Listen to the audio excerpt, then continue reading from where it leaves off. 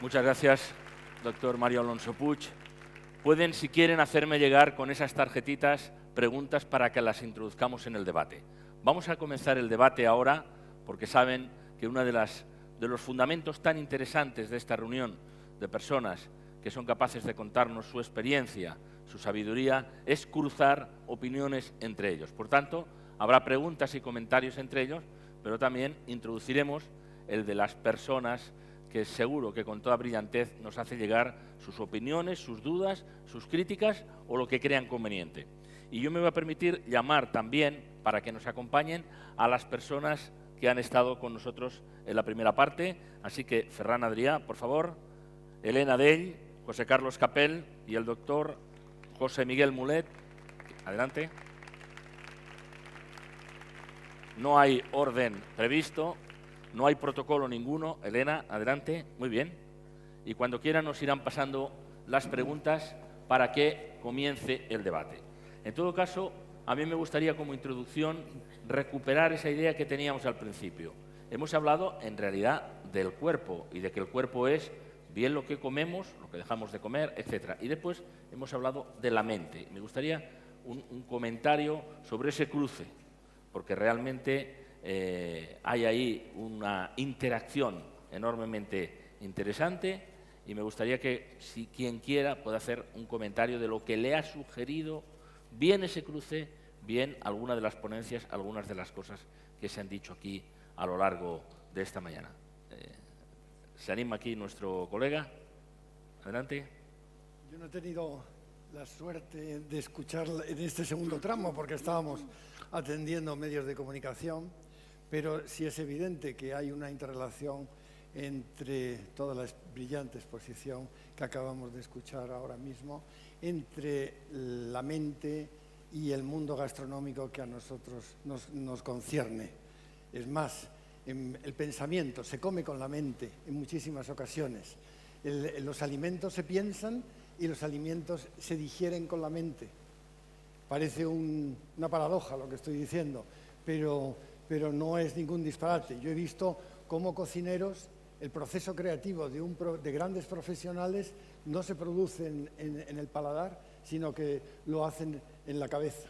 Aquí tenemos a Ferran Adrià, él piensa los platos y piensa armonías, y como él hay unos cuantos cocineros privilegiados que de la cabeza, de su pensamiento, derivan en armonías. ¿No es así, Ferran? Como se dice en el Congreso de los Diputados, Ferran Adrià por alusiones. Me gustaría que la gente reflexionáramos el porqué esto de la comida, ¿no? El comer. Claro, estamos hablando de lo único que hace los humanos 3 veces al día. Y que todo el mundo tiene una opinión, ¿no? Si ahora habláramos de energía nuclear, no sé quién se atrevería aquí a hablar de energía nuclear, de diseño gráfico. Vamos a hacer bueno, más similar, si me apuras, de moda, aunque vas vestido, lo dirías si te gusta o no. De comida, todo el mundo opinamos, todo el mundo tenemos una opinión. Y después de ver todas estas conferencias, estas charlas, te das cuenta de la manipulación y la poco objetivo que somos. Mano, está todo basado en que nos manipulan con cosas no objetivas. ¿Por qué? Pues como entendemos, nos pueden manipular. Si no entendiéramos, no te manipularía. A mí no pueden manipular de energía nuclear. Como mucho me puedes decir, oiga, tal, ¿puedo estar de acuerdo o no? Sí, puedo estar, pero ya está. Entonces, te das cuenta de la cantidad de manipulación que hay. Y esto el cerebro, claro, hace una función vital para que te manipulen, ¿no? Hablábamos antes, la gente confundimos, estamos totalmente... De eso, lo que nos gusta es lo sano. Venga, al toro, ¿sabes? No, lo que nos gusta, como me gusta a mí, es sano. A ver. No, esto no funciona así, ¿eh? Tal.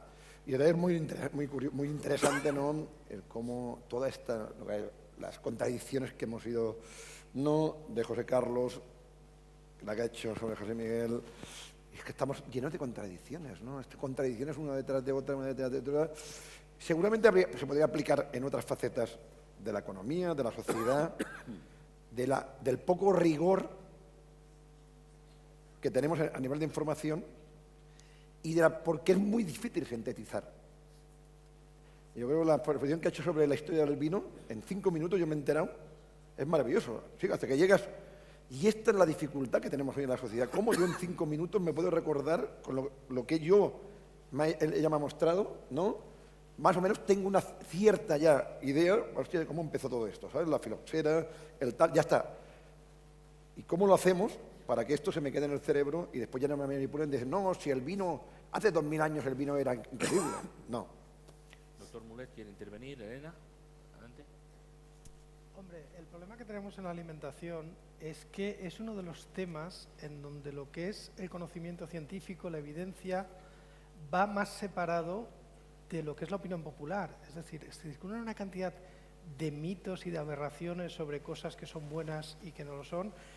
Y claro, solamente hay que ver que cada año sale una dieta milagro, cada año sale una revolución gastronómica que al final acaba pues vendiendo muchos libros a alguien y mucha gente enfermando. Con un poco de cultura gastronómica, con un poco de cultura alimentaria, podríamos hacer que la salud de la gente mejorara, porque sería más difícil engañarles. Cultura alimentaria, básica para aprender. Pero también puede haber una cultura para la mente, también podrían dar, igual que hablamos de la dieta mediterránea, podría haber también una serie de indicaciones para que pudiéramos manejarnos mejor y no cometer a veces errores evidentes como los que aquí se están subrayando, aunque sea con relación a la alimentación, doctor. Hombre, lo que yo creo que es muy importante, efectivamente, es reconocer la tremenda importancia de la alimentación. Sencillamente 3 datos. Número 1, vamos a pensar juntos. Cuando una persona está nerviosa y está realmente ansiosa, no digo esos brotes escasos de ansiedad, sino ansiosa de verdad, angustiada, ¿alguno tiene ganas de comer? Tú debes ser muy comilona, ¿verdad? Igual que yo. Pero lo primero, se te cortas el estómago, se te quitan las ganas de comer. Número 2, ¿por qué será que en el cerebro humano, en la llamada ínsula de Ryle, en las profundidades del lóbulo temporal, unos más importantes mapas de los sentimientos, hay una representación riquísima del aparato digestivo? Es posiblemente una razones por la cual los ingleses dicen I feel in the guts, lo siento en las tripas. Es decir, la existencia de un segundo cerebro en el tubo digestivo ya es algo con tanta evidencia que ponernos a discutir puede ser esgrima mental, porque no tiene más que eso. Tercero, la hormona más importante, el neurotransmisor más importante para los estados de calma se llama la serotonina. ¿Por qué será que el tubo digestivo produce el 90% de la serotonina del cuerpo? ¿No os habéis dado cuenta que muchas personas, no cuando están envueltas en esa angustia profunda, sino en esa ansiedad, necesitan comer algo? ¿Por qué será que los cirujanos digestivos, lo primero que queremos es que al enfermo le alimenten por el tubo digestivo, por su vía natural, aunque le pongas nutrición parenteral con los mismos principios y con la misma calidad? Porque cuando se utiliza el tubo digestivo se estimula el sistema inmunitario que nos defiende frente a bacterias, virus y tumores. Yo no concibo el cerebro con toda la genialidad que tiene, mirando al estómago diciendo, ¡qué asco! Lo que haces tú. ¡Oh! Aplastar la comida, segregar jugos. Yo, sin embargo, estoy creando obras de arte. Tú dile eso al estómago y el estómago te dice, me voy a inflamar un poquito, a ver qué tan bien piensas. O cuando miras con desprecio al colon, ¡oh! Ahí van los residuos. Pregúntale a una persona que lleva 2 semanas con estreñimiento qué tan bien piensa. Solo piensa en lavativas. Es lo único en lo que puede pensar. Por tanto, el tubo digestivo tiene una importancia excepcional en la vida. Y por eso yo celebro enormemente haber podido escuchar a casi todos los ponentes, que también estaba ahí, que tengamos aquí personas de tal relevancia en el tema digestivo, porque no podemos comer de cualquier forma, para nada. Adelante.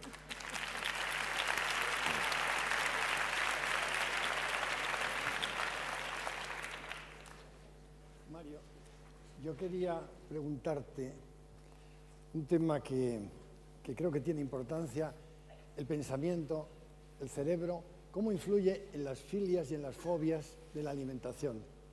Hay un hecho cultural, hay un hecho gastronómico en todo ello. Yo estaba con un amigo en Cuzco, Perú, y nos sirvieron un asado realmente exquisito. No era otra cosa que el conejo de Indias, el famoso conejo de Indias de los españoles. Pero aquel conejo de Indias, alguien dijo en aquel momento que era una rata. Efectivamente, pertenece a la familia. La deglución del alimento fue inmediata por parte de la persona que me acompañaba. ¿Cuáles son los mecanismos que mueven el cerebro para decidir que algo es bueno o es malo, la fobia o la filia hacia un alimento?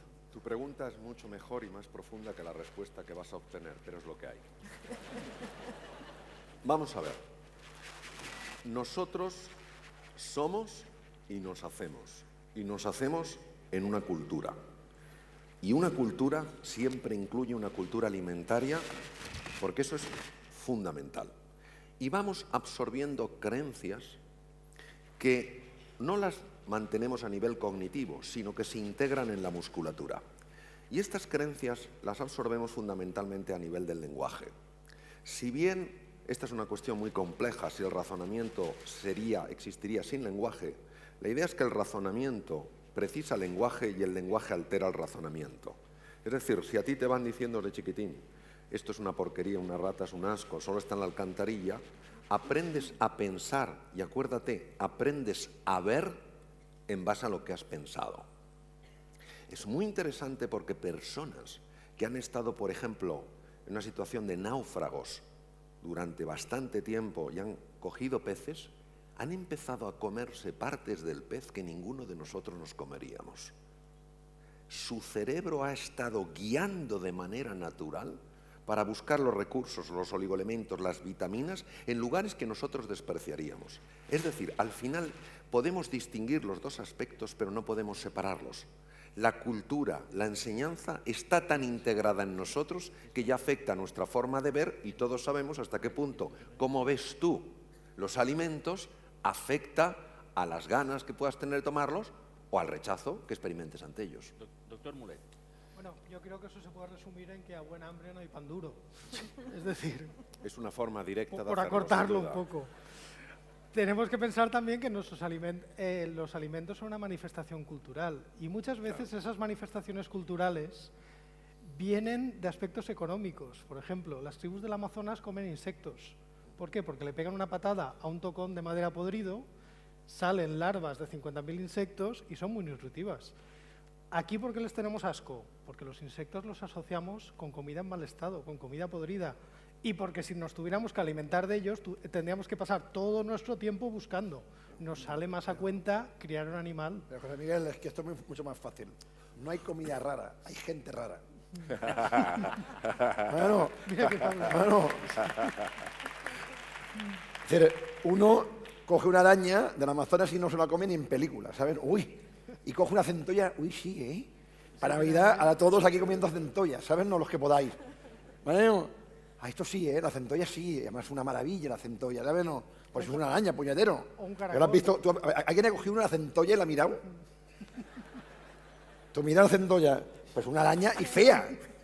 Bueno, claro, esto es una cuestión muy fácil. Y esto hay que comer con los ojos cerrados. Tú comes con los ojos cerrados, te vas a comer todo. Todo.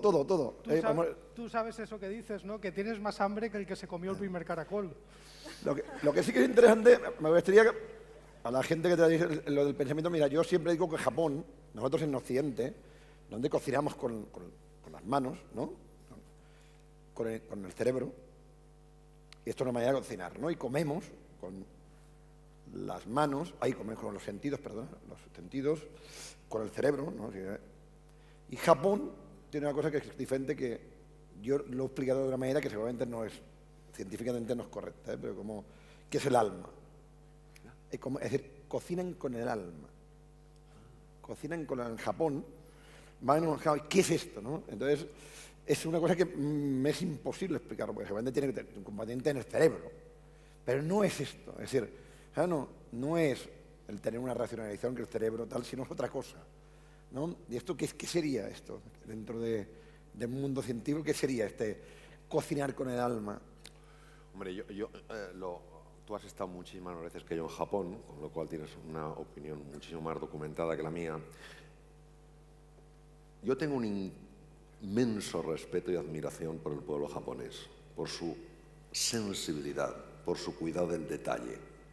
Yo creo que cuando se experimenta ese cocinar con el alma, es un cocinar posiblemente mucho más intuitivo, mucho más interior. Es el zen en la cocina. Espiritual, ¿no? Al final, Sí, el concepto religioso, bueno, quien crea, ¿no? Cada uno cree en su religión y tal, para mí es más parecido Claro. a esto que una racionalización del cerebro. Porque, Claro. claro, al final, cuando tú crees en una religión, sabes que hay una cierta... Claro. Tienes que creer en esto, no hay Claro. eso. Entonces, me da la sensación que cuando ellos, ¿no?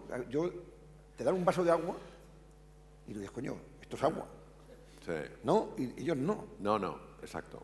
Ellos no, y entonces yo creo que ¿no? Pero esto está en el cerebro también. ¿no? Ferran, yo ¿no? creo que Elsa, tú lo has explicado maravillosamente. Es decir, los 3 trabajadores que pican piedra hacen lo mismo, pero la calidad, la cualidad que ponen es diferente.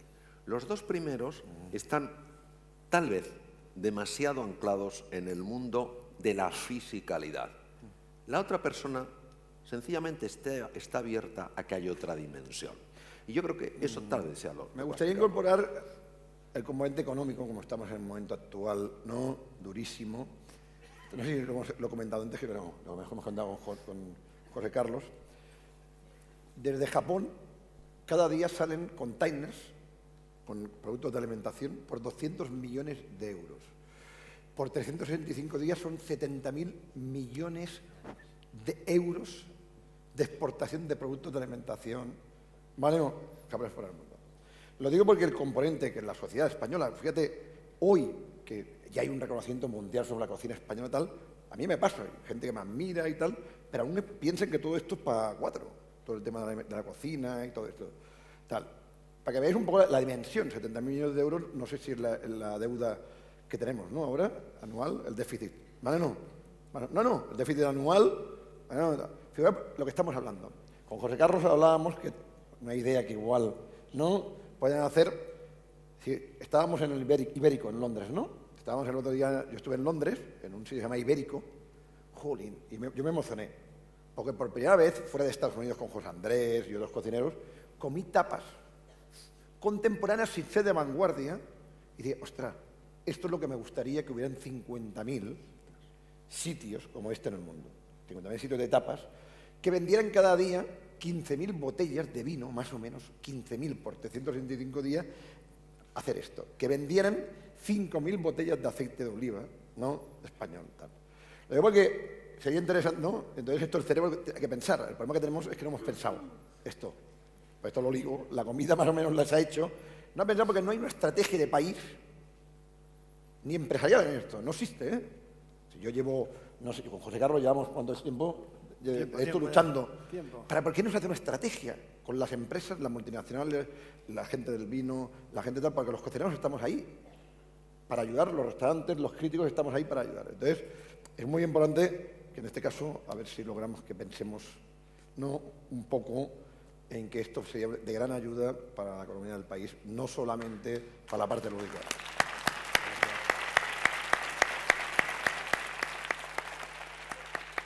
Una pregunta para Elsa Punset. Dice, me gustaría que me dijera, ¿cómo es posible averiguar tu motivación, tu reto en la vida, aquello por lo que te esforzarías? Lo firma Cristina, que es una seguidora. Es curioso, ¿no? Porque estamos hablando ahora de la relación entre cuerpo y mente, y es una relación de la que cada vez estamos descubriendo más. Lo que sabemos es que es total, ¿no? Ahora los neurocientíficos empiezan a hablar de que el cerebro no está solo aquí arriba, sino que está hasta el último trozo de piel del cuerpo. Y para cerrar de lo que veníamos hablando ahora, me estaba acordando de, no sé si has intentado alguna vez comer en la oscuridad, Adrià. Pero en la oscuridad te cambia el sabor de las cosas completamente, es decir, saboreamos incluso algo como el sabor, lo sentimos a través del cerebro. Y me estaba acordando también, mientras estabais hablando, de esos experimentos que hacen donde tapan, vendan los ojos de la gente y les dan 2 copas de vino y les dicen una es cara y la otra es barata, y les sabe mejor la cara, ¿no? Cuando hablábamos de cómo nuestro bias cultural de alguna forma nos hace sentir las cosas de una determinada manera. El cuerpo está ahí en todo. Y yo le diría a Cristina, a mí me me desazona siempre cuando las personas me dicen, oye, Elsa, yo no sé cuál es mi sueño, no sé cuál tendría que ser mi meta, ¿no? Lo han olvidado, lo dejaron atrás hace mucho tiempo y lo olvidaron. Yo creo que hay una forma sencilla de saberlo y es que lo sientes físicamente, ¿no? Lo decía Mario antes, cuando decía todos los impactos negativos que tienen las emociones negativas en el cuerpo. Cuando tú estás donde tienes que estar, aunque la vida sea difícil, aunque trabajes duro, notas que estás bien. Al final yo creo que hay una base de intuición, de decir, oye, este es mi lugar, ¿no? Aquí estoy haciendo algo, esto le da un sentido a lo que yo hago. Mientras no sientes esto, tienes que seguir buscando. Yo creo que ahí es donde vivimos una sociedad que nos aprisiona mucho, con estas hipotecas que no nos dejan respirar, con un mercado laboral muy opaco que no nos deja cambiar de trabajo. De alguna forma estamos muy encerrados, ¿no? Y ves que cada vez te vas encerrando más, ves que a medida que va pasando la vida perdemos amigos, perdemos seres queridos. Que no debería ser así, deberíamos tener una sociedad que nos ayude a hacer lo contrario. Así que yo le diría a Cristina, tienes que sentir, ¿no? Esa sensación de que estás donde deberías estar, y para esto tienes que explorar mucho. Y eso es algo que no se puede dejar para más adelante, porque vivimos una cultura de la urgencia. Y realmente lo que hay que hacer es decir, cada día voy a explorar facetas, cosas, personas, ideas que me podrían nutrir y no dejarlo para mañana. Otro reto que tenemos muy importante en España y en el mundo, ¿eh? Voy a contar que en los últimos 50 años vivimos 20 años más, ¿no? Vosotros que sabéis, 20 años más. Yo era un escéptico, como la mayoría de todos que estáis aquí, con todo esto de que lo que comes va a afectar la salud, todo esto, el 99% de la gente es escéptica en esto, ¿sabes? No. Hasta que conocí a Valentí Fuster, al doctor Valentí Fuster, e hicimos un libro conjunto que se llama Cocinando la Salud. Me di cuenta que más o menos tenía que estar presentado para presentar el libro. Tenía 20 kilos de sobrepeso. Estaba 20 kilos. Y entonces, lo que me dijo Ferran, las dietas no valen para nada. Esto es muy fácil. Es muy fácil. Es constancia, un cierto orden y todo esto. Y poco a poco lo fui entendiendo, ¿no? De la manera de explicarlo muy sencillo, si es importante, es radicalizando. Si tú tomas cianuro, te lo metes por el cuerpo, ¿eh? Te mata. Te mata, como sea la dosis, tal. Ves bajando el nivel, tal, es decir, y esto es lo que nos pasa. Y no tiene nada que ver, como ha explicado aquí el doctor, con lo ecológico, no ecológico, tal. No estamos hablando de esto. Si analizas, dos cosas importantísimas que hay son la sal y el azúcar, bueno, son productos básicos que no hay tal, y esto para la salud es dinamita. Dinamita cuando está en exceso, ¿no? Entonces, no somos conscientes. Y esto solo hay una manera de hacerlo. Una, ¿eh? O sea, hemos gastado en los últimos 10 años miles de millones de euros, miles, en la educación sobre esto. No se ha conseguido. No se ha conseguido. Porque solo hay una manera, que es en los colegios. En que tu ADN, en tus hijos, en tus nietos de 5 o 6 años, igual como te enseñan a sumar y a restar, te enseñen esto que estamos hablando, esta conversación que estamos hablando, lo importante que va a ser para tu futuro, que vas a vivir 85 o 90 años, que como no te alimentes bien, vas a tener muchos problemas con la salud. Y esto no cuesta dinero hacerlo, es una voluntad política.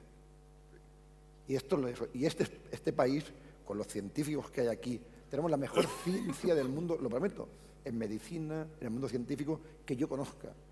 Esto tal, la gastronomía creo que es algo evidente, empresas de alimentación muy importantes.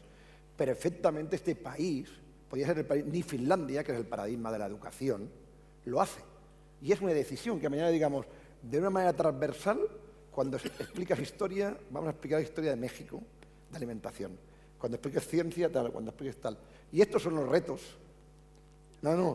que se pueden conseguir aun cuando no hay mucho dinero. Michael, ¿quería intervenir? Michael, ¿quería intervenir? ¿No? Sí. I like food. I guess the connection for us would be to the extent that we've investigated diets as fads and myths, which ones work and which ones don't. The problem is they go through these cycles, every few years there's a new one. You should only eat meat. Bacon and fat is great. No, bacon and fat is terrible. You should only eat plants. No, too much plants is not good. And it just goes on and on like that. I've decided that diets work when you go on them, because it's the going on them that's doing it, not the food itself. For the most part, it's being vigilant and paying attention to what you're eating. It's the paying attention part that's important, I think. That's what we've decided. Doctor Mulet, ¿quiere algún comentario? Elena, sobre lo que estamos hablando aquí. Sí, yo quería hacer un comentario al hilo de todo lo que estábamos hablando, sobre todo en la primera parte, y es que he llegado a una conclusión un tanto dolorosa para mí. No voy a conseguir nunca adelgazar. ¿Por qué? ¿Por qué? Muy fácil. ¿Cuál es mi máxima en la vida? Ha sido desde niña, desde que yo recuerdo tener uso de razón. Al final lo que yo pretendo es ser feliz, estar contenta todos y cada uno de los días y de los momentos de mi vida. Claro, unos días lo conseguiré, otros no. Unas horas lo conseguiré y otras no. Pero uno intenta solucionarlo como buenamente puede. Y es que un comentario del doctor me lo ha recordado. Porque la vida al final intentamos sumar, pequeños placeres. Y uno de ellos es enfrentarte a un plato que te gusta y comerlo. Enfrentarte a un vino que a ti te gusta, no digo que sea ni mejor ni peor, que sea tu favorito, y beberlo. Y cuando uno está nervioso, cuando está alterado, cuando está atacado, también come. Lo acabo de descubrir. ¿Por qué? Por la famosa serotonina, que te tranquiliza. Entonces, si por una parte tienes esa aspiración, y es que tu único objetivo, no el único, pero sí el principal y el que debería ser principal, es ser feliz, estar risueño, estar contento, hay miles de cosas que te bombardean cada día que tienen el efecto contrario, te desazonan, te ponen tensa, te ponen nerviosa, te llevan a estados de ansiedad que para nada tú deseas, y cómo los aplacas. Por eso me ha hecho gracia cuando he escuchado a alguien, yo cuando estoy nerviosa como, es que a mí me pasa igual. Entonces digo, bueno, vamos a relativizar, vamos a intentar ver el aspecto positivo. Pero es que hay muchas veces que no puedes, y entonces ¿qué haces? Comes, bebes, estás sumando un poquito de placer y lo que te tranquiliza por esta hormona que se genera. Así es que, mientras estábamos hablando, yo estaba pensando en lo mío, digo, ¿qué problema tengo? Va a ser imposible. Hay varias preguntas para Ferran Adrià sobre cómo adelgazar. Entonces yo no sé si eso lo sumamos a la infelicidad, por decirlo así. Es muy sencillo, ¿no? Es muy sencillo. Es un poco de constancia. Es que tú te levantas por la mañana, 20 minutos, te levantas de la tele, te pones en las noticias, hacer un poquito lo que hacías de pequeño, ¿sabes o no? Cuando hacías de pequeño hacías la tabla, ¿no?, de gimnasia, 20 minutos. Yo me voy andando al trabajo. Bueno, tengo 35 minutos, me voy andando. Así, bueno, y además si tengo trabajo aprovecho y hago ¿no?, todas las llamadas mientras voy andando. Sí, porque llego y tal, al mediodía comer un poquito ligero y por la noche pues hacer la fiesta. Yo digo que no, claro. Y si hago 3 noches la fiesta un poco en exceso, igual el día siguiente, pues igual, bueno, me mantengo. No, pero de verdad, lo que pasa es que fue en 2 años. Es decir, lo que no puedes perder es, ¿sabes? No, 1 kilo cada día. Que yo perdía, cuentan 2 años, 20 kilos. Y así de sencillo, lo digo porque tal es una cuestión de constancia. Ahora, claro, tal, el alcohol, pues lo que ha dicho ella, claro, puedes beber un poquito de alcohol, pero claro, hombre, si te zampas, ¿sabes? No, 10 gin tonics cada día, ¿sabes? No. Lógico. Claro. Hay bastantes preguntas que nos llegan y además con letra distinta, por lo tanto, de cualquier punto de este más que hemiciclo, porque es un círculo entero en el que estamos aquí rodeándonos, relacionados casi con la señora Margarita, que su jefe tenía muy mal ambiente y tenía que cambiarlo. Es decir, las personas que nos rodean. Simplemente elijo 2, pero representan a bastantes de las que tengo aquí. Dice una, cuando nos invaden sentimientos tan horrorosos tales como la ira, la rabia, el odio, ¿hay alguna manera de entrenar nuestra mente para poder aparcarlos y ser generosos con nosotros mismos. Y una persona que se identifica como un estudiante de 23 años dice: me gustaría saber a qué nivel, a título personal, pueden influir las personas que nos rodean, ya sean negativas, pesimistas o simplemente que te quieren hacer creer que no eres capaz de algo porque ellas no pueden. ¿Se aconsejaría eliminarlas de nuestra vida en caso de que sea posible? No está sugiriendo ningún delito, pero sí precisa una novia, por ejemplo, y un padre. Muchas gracias. El entorno, la gravedad del entorno. ¿Cómo mejoramos este entorno que nos hace sentir mal y, en última instancia, si estamos inquietos, hasta comer, tal como se ha dicho aquí? Sobre la... ¿Tú querías decir algo, Elsa? Luego. Sobre la primera pregunta seré muy escueto. Cuando estamos completamente invadidos por una emoción aflictiva, solo conozco los siguientes sistemas para liberarse de ella. Primero, ejercicio físico. Ejercicio físico. Tienes que aumentar la frecuencia respiratoria y la frecuencia cardíaca para liberar una hormona que se llama oxitocina. La oxitocina inhibe los núcleos amigdalinos responsables de las emociones aflictivas. Ejercicio físico. Pero no es un paseo, no es de tiendas, no es una librería, es moverte rápido. La segunda es el humor. El humor libera beta-endorfina, que también desconecta la amígdala en los lóbulos temporales. El tercero es la conversación. La simple conversación libera oxitocina. Tenemos que buscar un mecanismo físico. Y el cuarto es mindfulness, es decir, ejercicios para tomar distancia sobre el pensamiento a base de llevar la atención al presente, el cuerpo, etc. Por favor. Si has terminado, he terminado. Añado algo más.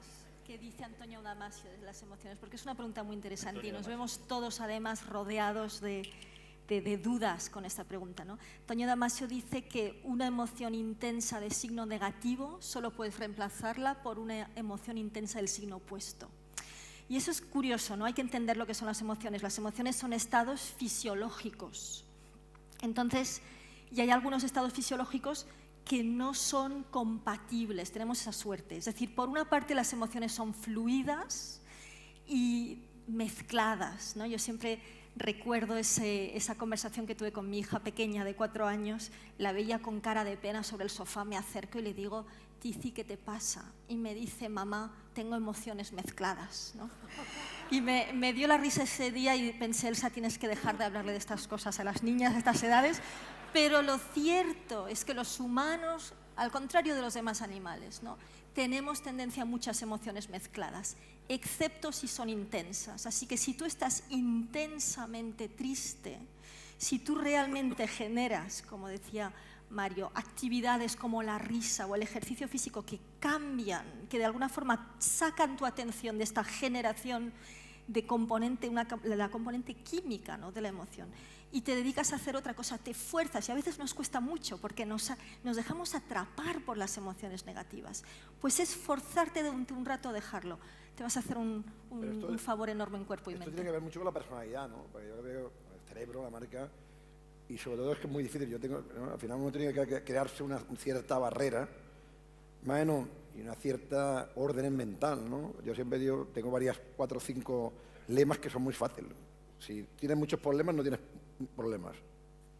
Claro, ¿verdad? Esto me pasa con mis padres, como están allí tranquilitos, cuando hay cualquier cosa se le cae la sal y es un problema gordísimo, ¿sabes? No. Entonces, otro, lo que no puedes cambiar no te preocupes. Que nos preocupamos continuamente de cosas que sabes que no se pueden cambiar.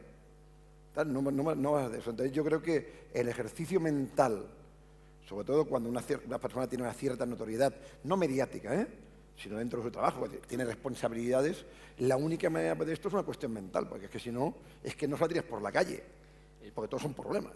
Fíjate, la siguiente pregunta, aunque la dirigían y la dirigen al doctor Mario Alonso Puig, parece que la hayan escrito mientras, hace un ratito que la tengo aquí, la voy a leer textualmente, parece que la hayan escrito mientras estaba respondiendo, mientras estabais también Elsa y Ferran respondiendo. Dice así: vale, pero si resulta que tengo todos los síntomas de las emociones aflictivas, desde la pérdida de memoria, pasando por el colon irritable e incluso llegando al exceso de grasa abdominal, ¿aún tengo salvación para esculpir en positivo mi cerebro? y firma una hipocondríaca en camino de ejemplo de positividad. Vale. Bueno. Dice, vale, si tengo todo esto, ¿qué pasa? A ver. Pues voy a tomar parte de lo que has dicho tú, Ferran, y parte de lo que has dicho tú, Elsa. Primero, lo más importante que tenemos que conocer es el descubrimiento de un fenómeno llamado neuroplasticidad. Neuroplasticidad implica nuevas conexiones neuronales y génesis de nuevas neuronas a partir de células madre. Somos capaces de generar entre 500 y 1000 nuevas neuronas. En 21 días la célula madre se ha convertido en neurona. Es decir, para cambiar esto, para que esta persona se reinvente, para que esta persona tenga el tipo de vida que quiere tener, tiene necesariamente que cambiar su estructura física, tiene que cambiar su cerebro. Y afortunadamente sabemos que la neuroplasticidad, como nos has explicado tú perfectamente, Elsa, no desaparece jamás.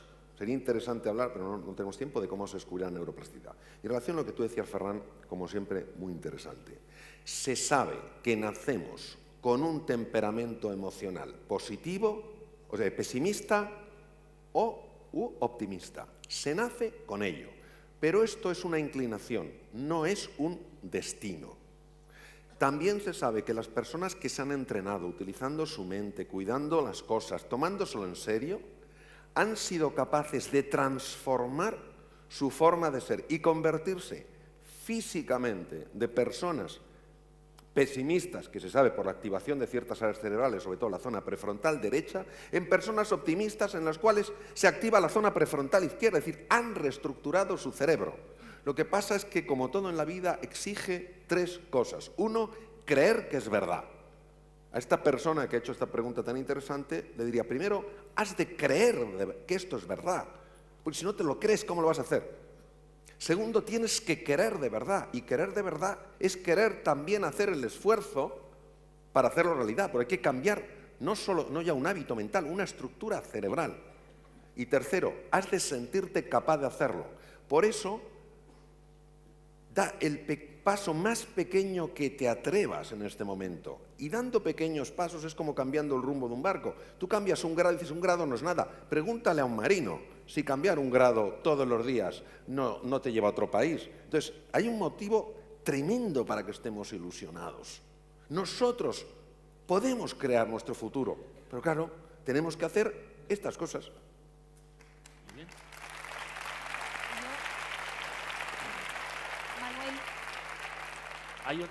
Hay otro grupo de preguntas que están relacionadas, y mi función es también ordenarlas, con la preocupación, por ejemplo, del hambre en el mundo, con la falta de distribución, con los problemas de distribución. Como se ha dicho aquí, no falta alimentos en el mundo, pero los problemas para que haya esos 800 millones de personas que comen mal o no pueden comer, se ha dicho, dice la pregunta, que hay alimentos para todo el mundo, pero faltan los medios de distribución.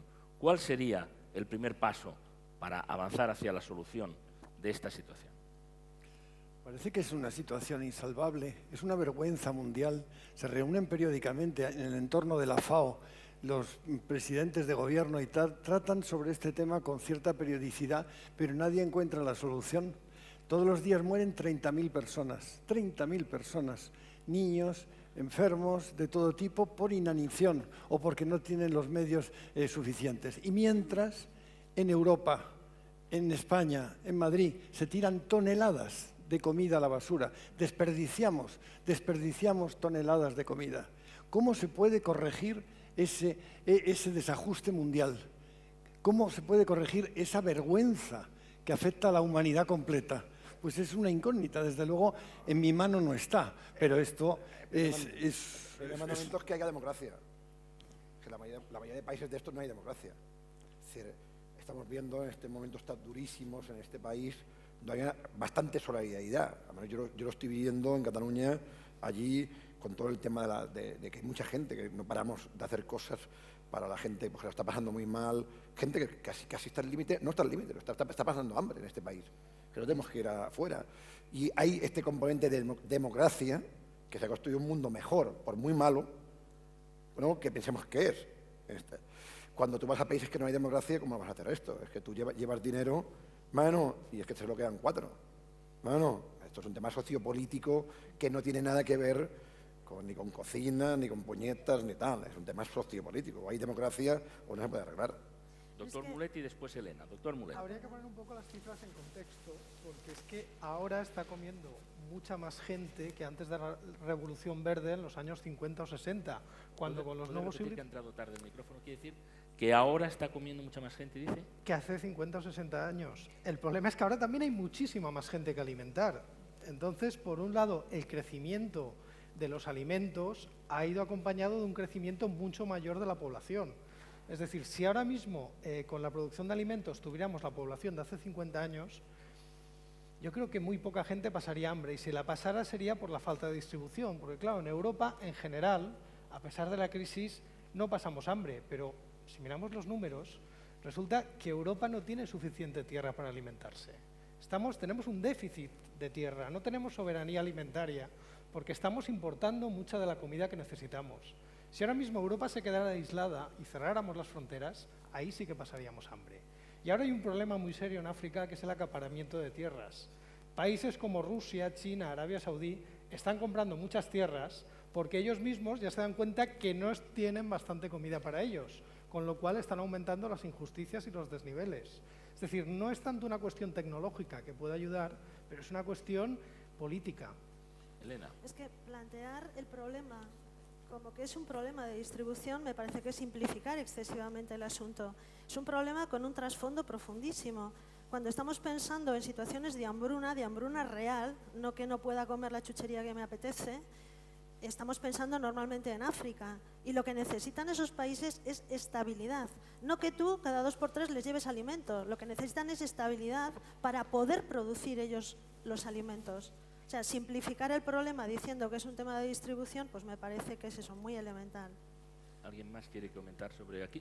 Otro problema que habría que señalar es que en África se producen muchos alimentos, pero que se destinan a la exportación. También. Ese es otro problema. Bien, a mí me gustaría terminar, quedan muy pocos minutos y vamos a intentar cumplir el horario. Aquí hay muchas personas que quieren cambiar el mundo.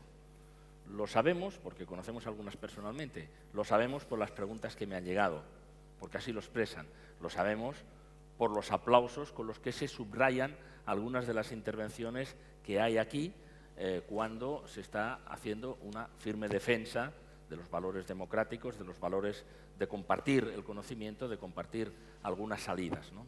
Pero hay algunas personas, entre ellas, y probablemente es la que corresponde a esta pregunta, personas que quieren cambiar el mundo, que lo explicitan así, pero hablan de esa dificultad del entorno no para vivir mal, sino porque el resto les está cerrando la posibilidad de que ellos estén haciendo ese trabajo positivo para cambiar el mundo. Soy una persona, dice, que tiene como meta cambiar el mundo. Sé que suena muy pomposo, pero moriré feliz si he hecho a lo largo de mi vida algo para cambiarlo. Está claro que a través de proyectos para que sea posible.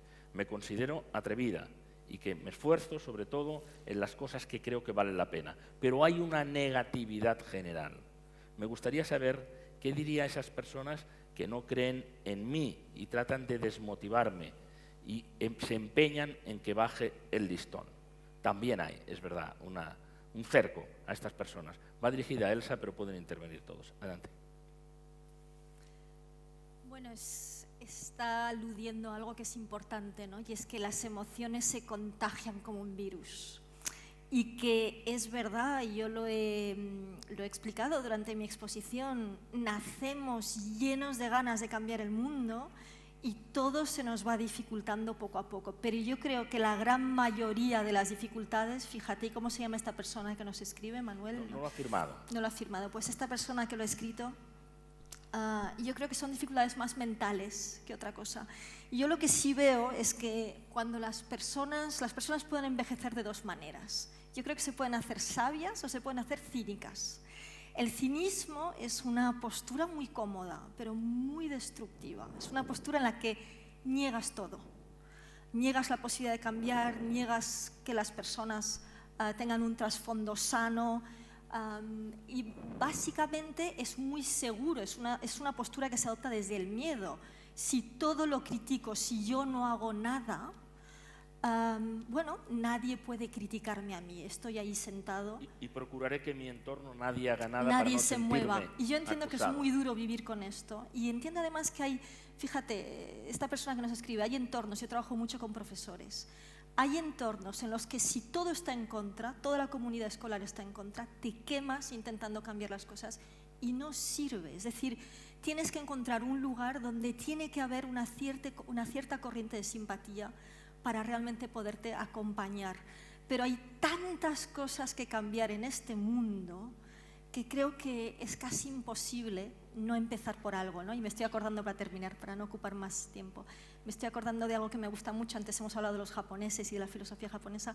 Hay esto que ellos llaman kaizen, que son los buenos cambios, que para ellos es empezar por un cambio muy pequeño. Y ellos siempre dicen, ¿no? Si te pasas la vida entera haciendo cambios pequeños, transformas tu vida, ¿no? Y tu vida luego tiene un impacto muy grande sobre la vida de los demás. Así que yo diría tener ese sueño, pero ser capaz de hacerlo muy poco a poco, con cambios pequeños, y buscar, porque lo hay miles de personas en este mundo con ideas y con ganas de cambiar, buscar un entorno que te apoye. Estamos en la última intervención. Ferran Adrià. Yo creo que el mundo ha cambiado mucho ya, ¿eh? Y sobre todo esto es lo que tenemos que entender, que es que nos estamos fustigando. Hay que estudiar la historia de la humanidad para ver que está mucho mejor que antes. Es verdad que con los medios que tenemos podía ser mejor. Esto es la base, no de una reflexión, pero por favor, es decir, eso tenemos que ver la Edad Media, estudiar, hay que estudiar un poco para tal. No digo porque parece que nos fustiguemos, que hagamos todo mal, sí, hacemos cosas mal. Y esto es muy difícil desde que se inventó el tema del dinero, conceptualmente, ¿no? Es decir, si analizamos la familia, cualquier problema de familia que tengamos, el 99% siempre es problema por dinero. Los problemas familiares es cuando hay dinero por en medio. Si no hay dinero por en medio, aquí estamos siempre bien. No hay ningún problema y tal. Entonces, es muy difícil, ¿no?, esta ética, esta honestidad, no hipocresía, porque cuando digamos cambiar el mundo, ¿para quién? Para un español, que estamos aquí, estamos muy mal, ¿eh? Hay 5 millones de parados. Díselo a un chico, a gente de Kenia, que estamos mal. Dirá a gente de Kenia que estamos mal. Me va a decir, oiga, para mí cambiar el mundo es poder comer. Y tal. Y entonces es muy difícil. El tema es cómo se logra que esta brutalidad de capitalista que estamos inmersos, que es verdad, y sin caer en el populismo, por ejemplo, cómo funciona el mundo. ¿Cómo podemos hacerlo mejor, un poquito mejor, pero mejorar, pero no cambiarlo? Lo que tenemos que hacer es mejorar el mundo. Mario, ¿quieres intervenir sobre esto? Yo diría lo siguiente. Creo que nosotros no podemos cambiar a nadie, por más que lo intentemos, y nos empeñamos en ello constantemente. Solo nos podemos cambiar a nosotros mismos. Es mi experiencia personal. Cuando he estado en entornos complejos, en entornos, entre comillas, agresivos, que cuando yo he empezado a cambiar, cuando he empezado a dejar de quejarme, a construir, aunque fuera poquito a poco en la línea que tú decías, Elsa, curiosamente todo alrededor ha empezado a cambiar. Aynin decía, no vemos el mundo que es, vemos el mundo que somos. Y yo creo que Gandhi nos dejó un mensaje precioso, sé tú el cambio que quieres ver en el mundo. Interesante.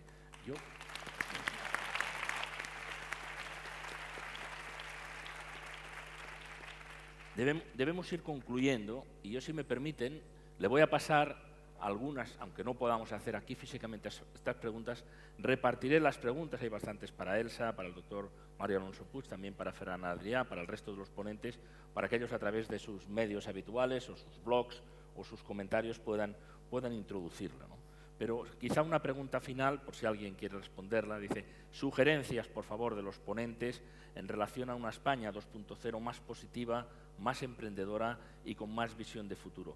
Yo creo que, independientemente de que es verdad que todo es relativo, Ferran, pero hay una preocupación muy importante por cómo estamos y a veces por esta negatividad que nos invade y que nos impide construir, aunque sea a partir de pequeños cambios, a partir de nuestro pequeño entorno, pero hay cosas que probablemente se pueden hacer. Y hay otras relacionadas también, y esto está, digamos, rodeando a esta pregunta, de que los sistemas habituales, por el sistema político que existe, etcétera, no encontramos la salida. ¿Hay alguna sugerencia? ¿Qué podríamos hacer?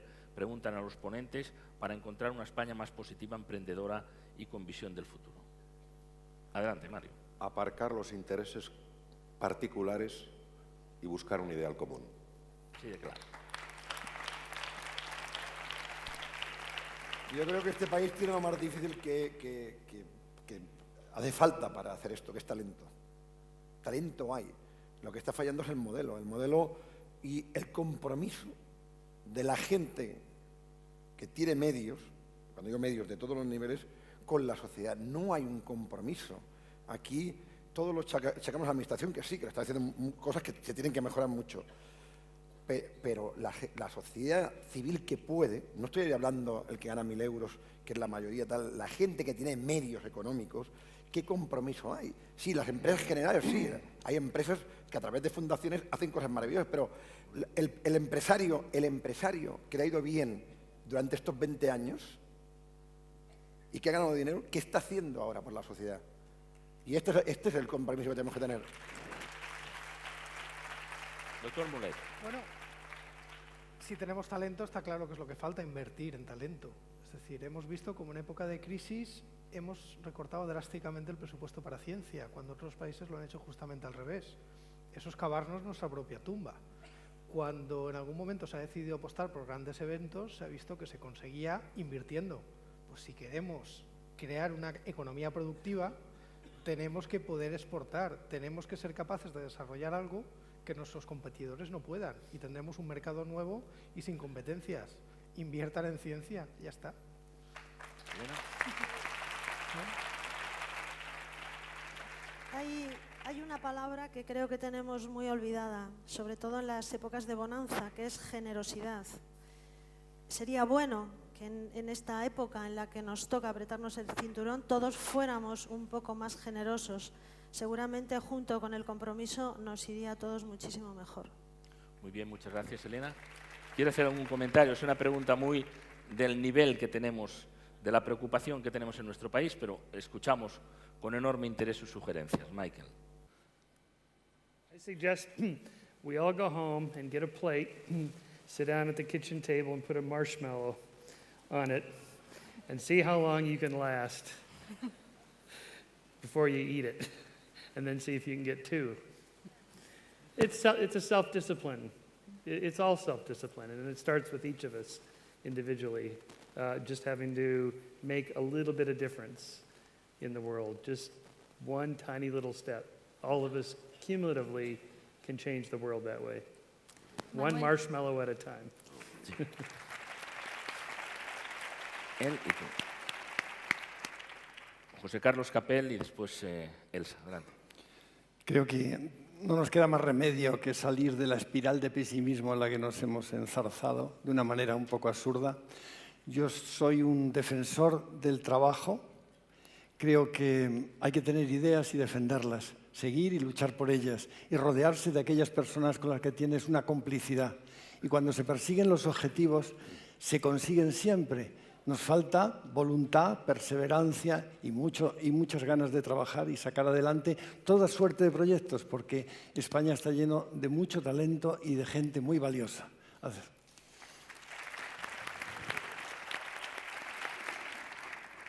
Yo solo quería apuntar una cosa, ¿no? Que estamos ya funcionando, yo creo todos en general, gracias a estos medios de comunicación que nos permiten conocer tantas ideas distintas. Estamos funcionando con ideas del siglo XXI, pero yo creo que estamos funcionando todavía con instituciones y estructuras del siglo XX, muy jerarquizadas, que tienden a no dejarnos hacer todo lo que podríamos estar haciendo. Pensemos que venimos de un siglo XX que se ha fijado sobre todo en la supervivencia física de las personas. Y yo creo que ahí deberíamos y podríamos ser muchísimo más activos, ser ciudadanos activos, salir a la calle y exigir que cambien determinadas estructuras que no nos dejan crecer, ¿no? Y eso yo creo que sería importante. Muy bien. Muchas gracias. Gracias a Elsa, gracias a todas las personas que han intervenido aquí y a ustedes que han intervenido desde aquí, a través de sus preguntas, a través de sus aplausos, a través de sus comentarios, que continuaremos. Yo creo que aquí en esta ronda han salido palabras importantes a tener presente. Solidaridad, generosidad, talento, compromiso, trabajo y generar positividad. Yo creo que llevamos unas horas ya aquí reunidos. Es enormemente interesante el ambiente que se ha creado, la dinámica, me parece a mí, en primer lugar de las aportaciones, después también del diálogo, continuaremos, estamos solamente en una cuarta parte de lo que significa este encuentro, el ser creativo, el Congreso de Mentes Brillantes, que cuando lo decimos pensamos en los que están aquí y pensamos en todos los que están ustedes ahí. Continuaremos por la tarde, a las 4 en punto, puntuales aquí por favor, aquí estamos. Hasta luego, muchas gracias.